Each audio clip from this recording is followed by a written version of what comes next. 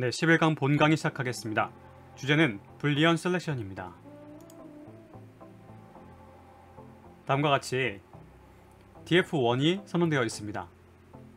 이쪽에 로우 인덱스가 있고 이쪽에 콜 인덱스가 있죠. 여기서 에러시 로케이션을 이용을 할 때에 true, false를 사용할 수 있는 겁니다. 자, 선택을 할 때 true라고 하는 것은 가져오겠다는 것이고 false는 가져오지 않겠다는 뜻이 될 테니까요. 그래서 행 부분에 이렇게 true, true, false, true 하게 되면은 이 false 부분을 제외하고 나머지만 가져오게 됩니다. 그리고 콤마하고 옆에 열에 대한 것을 선언하게 되면은 이렇게 발췌해서 가져올 수 있게 되고요. 다음으로 행을 그냥 20이라고 하는 이름으로 진행을 하고 여기다가 열 부분에 이 불리언을 선언하게 되면은 다음과 같이 이 20 안에 있는 A와 D에 대해서 나오게 돼서 4.0, 7.0이 나오게 됩니다. 다음으로 df1.ilog 인티저 록을 이용할 때도 사용할 수가 있게 되는데 행일 때 true, true, false 이렇게 하게 되면은 또 위와 마찬가지로 그렇게 발췌할 수 있고요. 다음에 이 행은 0으로 두고 그러니까 row index 0으로 하고 나머지를 이제 불리언을 선언하고 나면은 역시나 똑같이 이렇게 A와 D 부분이 나오게 됩니다. 그래서 완전히 동일하게 록과 i록을 이용하는 방법을 말씀드렸습니다.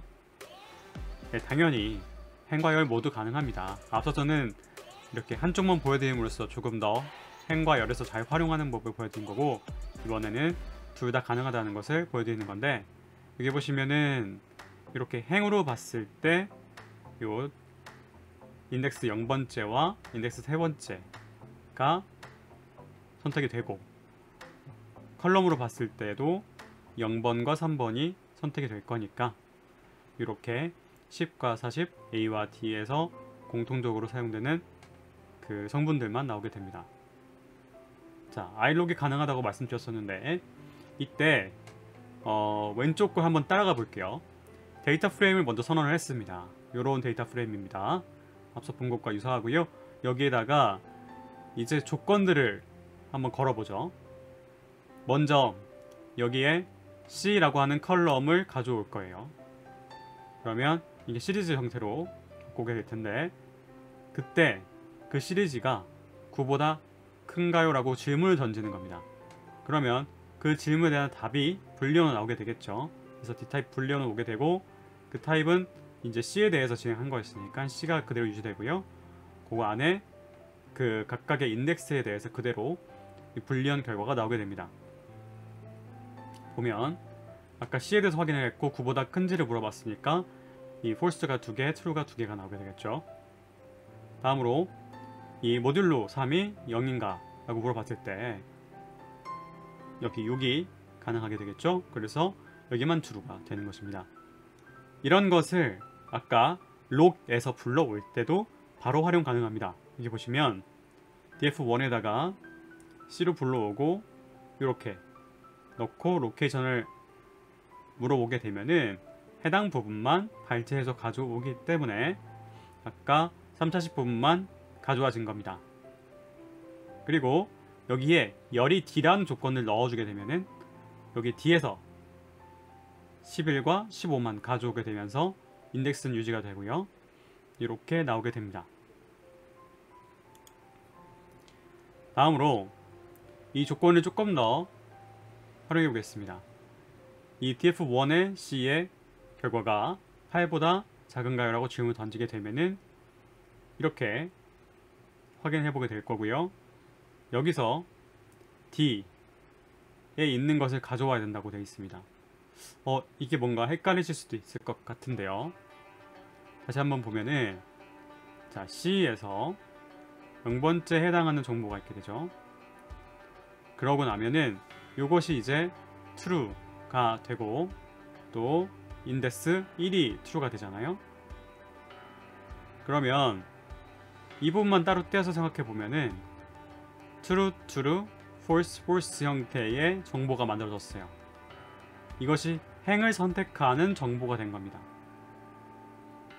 지금 C에서 봤다고 해서 그 데이터를 C에서 가져와야지 라고 생각하시면 안 되고, 지금은 그냥 행에서 요 C를 관찰한 것으로 그저 불리언을 보았다 일 뿐이지 C 데이터 갖고 있다는 뜻이 아니에요. 즉 C의 조건을 봐서 D의 데이터에 어떤 데이터를 가져올지 결정했다라고 보시면 되겠죠. 그래서 지금은 이 행 인덱스 0과 행 인덱스 1에 있는 데이터를 가져올 수 있게 되는데, 그때 열의 인덱스가 D였고요. 그래서 그 D에 해당하는 3과 7을 갖고 올 수 있었던 겁니다. 마찬가지로 9보다 큰 것을 볼 때는 이 두 개에 해당하는 이 행들이 결정이 되겠죠. 그래서 행 인덱스 2와 3이 되는데, 이때 C와 D의 열을 가져오게 되면은 요런 이만큼이 발치가 돼서 결론이 나오게 되는 것입니다. 전체 선택을 한번 해볼게요. 그러면 행과 열 자리에 모두 콜론을 놓으면 됩니다. 그러면 전체가 선택이 되죠. 사실은 뭐 굳이 이렇게 할 필요는 없죠. df1만 하면 되는 거니까. 근데 그냥 이렇게 쓰면은 한 성분에 대해서 전부 가져올 수 있다는 걸 알고 계실 테니까 그걸 한 번 더 알려드리는 그런 차원이었습니다. 시스-B를 한번 해보시면 좋을 것 같습니다. 이 역시 판다스 데이터 1과 같은 데이터 셋이고요. 그래서 파일 이름 바꿔 사용하시면 되고, 1번 기말이 40점 이상인 학생의 수, 2번 처음부터 5명까지 중학 2학년의 수, 이런 것들을 1번부터 5번까지 쭉 한번 해봐 주시면 될 것 같습니다. 다음은 새로운 컬럼과 로우를 넣는 것, 그리고 드롭을 통해서 컬럼과 로우를 지우는 것입니다. 데이터 프레임에 로우나 컬럼을 추가하는 것이 다음과 같은데요. 기본적으로 원래 이렇게 제공되고 있는 데이터 프레임이 있었습니다. 여기서 록 50이라는 것을 설정하고 대입을 해주는 거예요. 데이터를 대입해주면 이렇게 추가가 됩니다. 다음으로 2라고 추가를 하면서 데이터를 5개 부여를 합니다. 그러면 아래와 같이 추가가 되죠. 점 록을 하면은 로우가 기본이기 때문에 이렇게 로우가 추가가 되고, 이렇게 아무것도 없이 생략을 하면은 컬럼이 해당이 돼서 추가가 됐다라고 볼 수 있겠죠. 다음으로는 이렇게 df1에 f라고 하는 컬럼을 추가를 할 건데, 어떤 값을 넣을 것이냐, df1에 c가 5보다 큰 부분에 대한 불리언을 넣어준 겁니다. 그랬더니 이 아래와 같이 이렇게 추가가 됐죠. g라는 것을 또 추가했어요. 그런데 이때는 np.where로 진행을 했고, 이 a가 a 성분이 이 모듈러를 했을 때 0이 되는 것, 뭐 3의 배수만 그런 것은 아니고 0도 모듈러 하면 0이 나오니까요. 여기도 1, 그리고 3의 배수였던 곳이 1, 이렇게 돼서 1, 10, 11, 12 나왔습니다. 다음으로 데이터 프레임 컬럼을 삭제해 보는 것을 해보겠습니다. 바로 해당 데이터 프레임 .drop이라고 사용할 수 있는 건데요. 자, 드롭을 할 때에 어떤 성분을 넣으면 되느냐, 바로 B라고 하는 그 컬럼의 이름을 넣으면 되는 거예요. 그래서 컬럼 이름을 넣었는데 옆에 정보를 추가해서 줍니다. 액세스 1에 대한 방향으로. 이쪽이 액세스 0, 이쪽이 액세스 1이었다는 점 기억하시죠? 자, 액세스 1 방향으로 지우겠다 라고 한 거고요. 그 다음에 in place 2 하면은 지금 원래 있었던 이 프레임 안에서, 데이터 프레임 안에서 지우게 되는 겁니다. 자, 그래서 맨 처음에 del이라고 하는 df1a를 지우는 명령어도 있거든요. 그래서 맨 처음엔 그걸로 먼저 지워봤고요. 그 다음에 바로 이 drop이라는 걸 사용해서 b까지 지워본 겁니다. 그러니까 이렇게 1단계, 2단계로 가게 됐다는 거 기억해 주시고요. 그 다음에 한 번에 여러 개를 한번 삭제해 보겠습니다. df.drop을 한 다음에 b와 d를 콤마로 리스트 묶어주면은 이렇게 b와 d가 삭제돼서 a와 c만 남게 되는 거죠. 데이터 프레임 로우를 삭제해 보겠습니다. 앞서 동일한 방식이겠죠. 이 앞에 그런 이름들을 정확히 기재해주고 액세스를 0방향이다 라고 해주면 되고요. 이렇게 진행이 됩니다. 실습 2입니다. 앞서 말씀드렸던 그 txt 파일에다가 성별, 학년, 컬럼을 삭제해 주시고 이름, 신입생의 데이터를 하나 추가해 주십시오. 무슨 말인지 알겠죠? 여기 이름이라는 거는 이제 컬럼의 이름이죠. 컬럼의 이름이 신입생인 데이터를 하나 추가해 보시는 겁니다. 다음은 map, apply 맵에 대해서 말씀드리도록 하겠습니다. 이 시리즈에서 맵이 사용되게 되는데 이 맵을 사용하면 시리즈의 각 엘리먼트에 특정 함수를 적용할 수 있습니다. 자, 요 시리즈 1이라고 시리즈가 선언이 돼 있었어요. 여기에 map라고 이런 방법을 사용하게 되면은 f1이라는 것이 어떤 특정 함수일 때 이것을 적용할 수 있게 되는 거예요. 그러니까 f1을 이렇게 선언했어요. define 해봅니다. x를 넣으면 제곱을 해보는 거예요. 제곱을 리턴 해주는 겁니다. 그래서 이 기본적으로 시리즈 1이 아래와 같이 A 레인지로 7개 선언을 했습니다. 0부터 6까지요. 선언을 했는데 이 선언한 것을 .map 하고 f1을 넣게 되면은 이것을 제곱해주는 함수가 map로 적용이 되는 겁니다. 자, 함수의 x 파라미터에는 시리즈의 각 엘리먼트가 입력된다 라고 되어 있습니다. 즉 여기 x 파라미터가 여기 있고 이 x 파라미터가 시리즈의 각 엘리먼트가 여기 x로 와서 제곱이 돼서 리턴돼서 나오는 거죠. 다음으로 이번에는 3 모듈로 해봤어요. 그랬더니 아까 여기 있던 기본 시리즈에서 모듈로 하면은 그 나머지만 나오게 되니까 이렇게 나오게 되었습니다. 복잡한 함수도 가능해요. 예를 들어 if, else문도 가능해서 이런 식으로 각 조건에 대한 어떤 함수를 진행할 수 있게 되고요.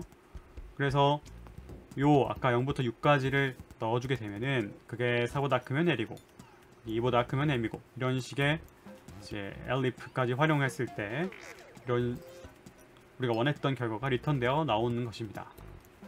다음으로 간단한 함수는 람다를 활용하여 바로 함수 정의가 가능합니다. 자, 람다라는 게 무엇이냐?